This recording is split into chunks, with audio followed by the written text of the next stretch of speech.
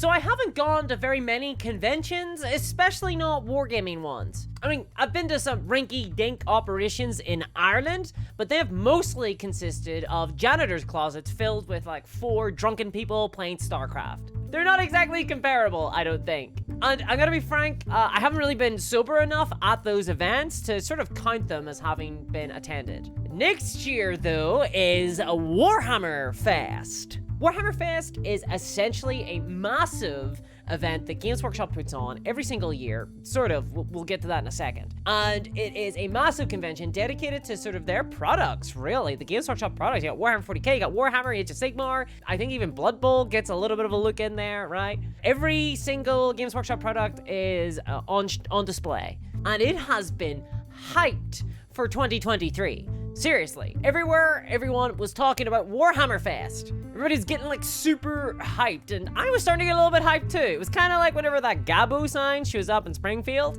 and everybody's kind of losing their minds, like, what's Gabo? Yeah, I was kind of like that for Warhammer Fest, because I've never really been to it. I've never actually attended a Warhammer Fest before. And here's the deal, the last 2 Warhammer Fests, they were online only. So, I mean, I guess I can kind of include myself as having attended those because they mostly occurred on the Warhammer community website. So I suspected that because the last 2 were online only, this meant that the next Warhammer Fest 2023, the first one back in so long in person, I thought people were going to be throwing themselves into that petri dish. I just assumed that everybody was itching to get back, because I know I have been.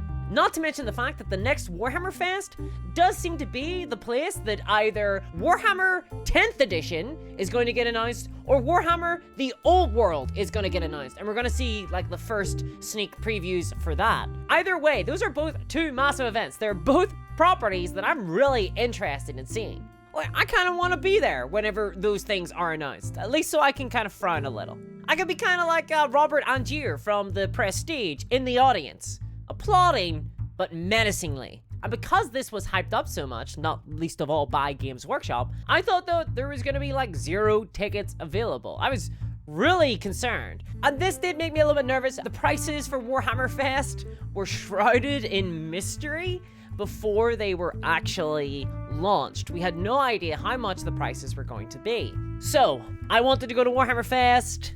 I knew the date they were launching. It actually happened to coincide with the date that I was playing some Arkham Horror, the living card game, at a friend's house. So that day, I was at my friend's and I had my purse ready with my credit card inside. I was prepared to pay some money for some Warhammer Fest. And then it launched. The Warhammer Fest tickets were opened. I could pick them up. And it turns out that there are 3 different styles of tickets for Warhammer Fest. You had your Recruit Edition ticket, you had your Elite Edition ticket, and you had your Command Edition ticket. Now, because this is kind of a big deal for me going across the water, I live in Ireland, Warhammer Fest is taking place in England, which is a little bit of a jaunt. What that means is that I don't really want to go do that by myself. So I was buying tickets for a friend as well, which I feel is only fair because I was making them go. And initially, I bought in at the Recruit Edition side. I was going to go for the £40 ticket. What would that be, like $50, $60? But as I was hovering at checkout, I decided that actually, you know, I am a wargame content creator, and the £100 ticket had some really weird extras. Like really, really weird extras. It came with, and I'm quoting here, a chunky goodie bag. So, I mean, color me intrigued, right?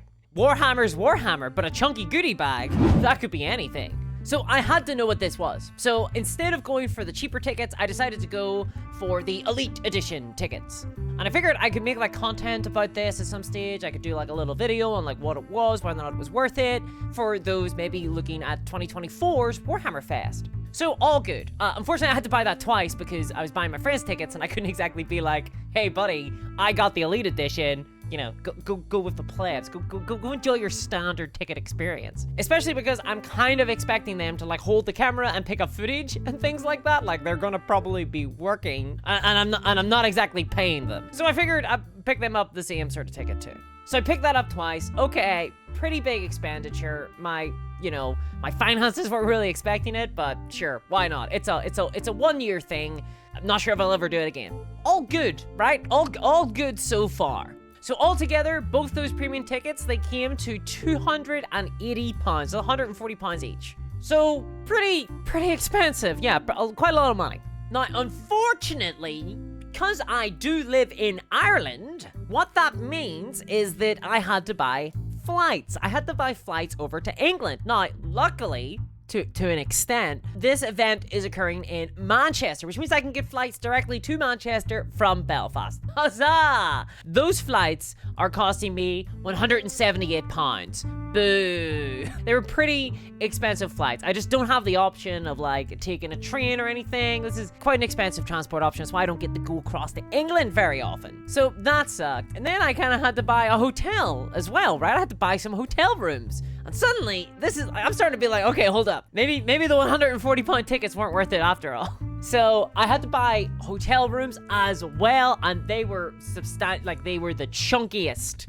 part of all of this. The hotel rooms came to £458 overall, which was just eye-watering. I wasn't expecting it to be that expensive. This is for the weekend as well as like 2 extra days at each end in order to just acclimatize to the situation, which is what I did for UKG, and I found it really useful. But overall, what this meant was that I spent over $1,000 on this trip to Warhammer Fest all of a sudden, and I'm like, oh my god, that's it. That's next year's entire travel budget spent, just gone in an instant. And that's fine. I get that. I understand I have to pay for hotels. I understand I have to pay for flights. I understand I even gotta pay a ticket into Warhammer Fest. I get that. That's okay. The problem is that after I kind of swiped the card, I sort of immediately realized, what the hell am I gonna do at Warhammer Fest? Oh god. Which was sort of the wrong time to question this. And I realized, not a lot, really. Like, what is actually going to be at Warhammer Fest? Oh, there's like tons of like tournaments, and there is laser tag. I would have been up for laser tag, but you've got to pay extra to get into those. Like, they are separate tickets. And I'm not bringing one of my Warhammer armies across the ocean on a plane to play with. At most, I'll probably bring a skirmish game. But then the skirmish games I play, I don't even play a lot of Games Workshop skirmish games anymore. I'm not playing Necromunda right now. I'm not playing Kill Team.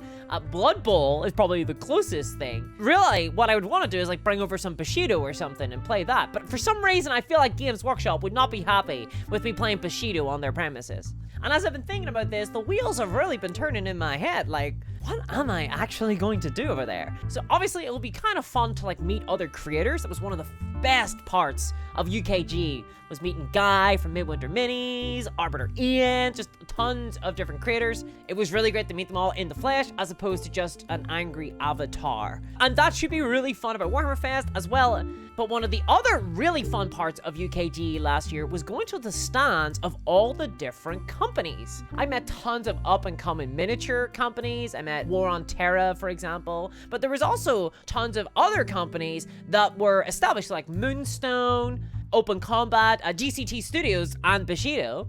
TT Combat were there, and it was really cool to see all these different wide variety of games, many of which I either had played or hadn't played, which was even better because then I got to have demo games of them. And then, of course, UKG also incorporates board games, and it incorporates TTRPGs as well, like role-playing games, both of which I'm very interested in on the side. And then on top of that, getting to meet people who knew my content, who had opinions on my content, and I got to chat with fans over there, which was really fun and really surreal, really weird as well, because it's never happened to me before.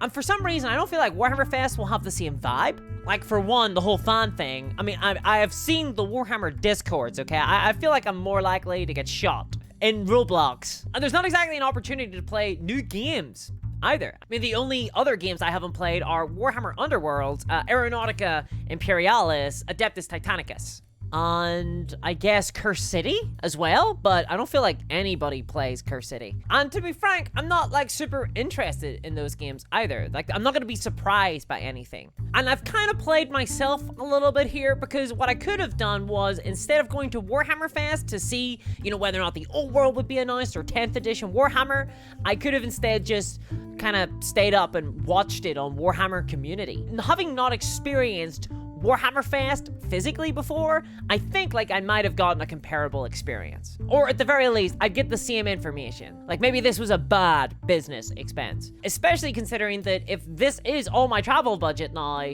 just completely wiped out immediately, I'm missing out on like tons of other conventions. I'm gonna be missing out on Salute next year, which sucks because, to be honest, I've heard that it is essentially a low-key Joe McCullough convention. And I've got some opinions on D20s that I wanna run by him.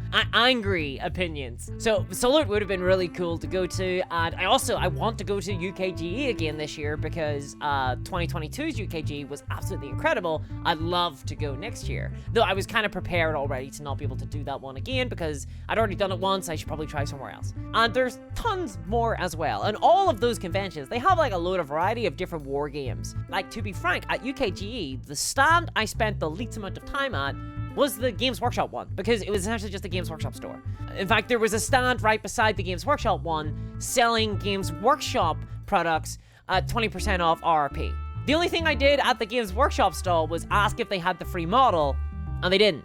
So, I mean, is that going to be my Warhammer Fest experience? I mean, I hope not. I'm not going into this thinking like, oh, Warhammer Fest is going to suck. I'm going to make sure it sucks. I really hope not. I hope it's a lot of fun. I hope there is tons of stuff to do there. I hope there's loads of new stuff to see. I feel like I got by the hype a little bit. I got gabooed, you know? I do feel like there's going to be some big announcements for like Warhammer 40k and for the old world. And I really want to be there. I really want to experience them. And I really want to see those announcements. It's just that now I'm thinking, what have I given up to experience this? And maybe I should have been a little bit more thoughtful. So yeah, that was a lot of money spent. Kind of regret it now, but hopefully not. Hopefully it's a ton of fun. Hopefully I bump into fans. I don't get splashed with boiling water. I really don't want to give you guys ideas. Hopefully, you know, there's maybe an opportunity to play 10th edition over there, or even like the old world if that happens to be the thing that gets announced. Like, that would be really cool.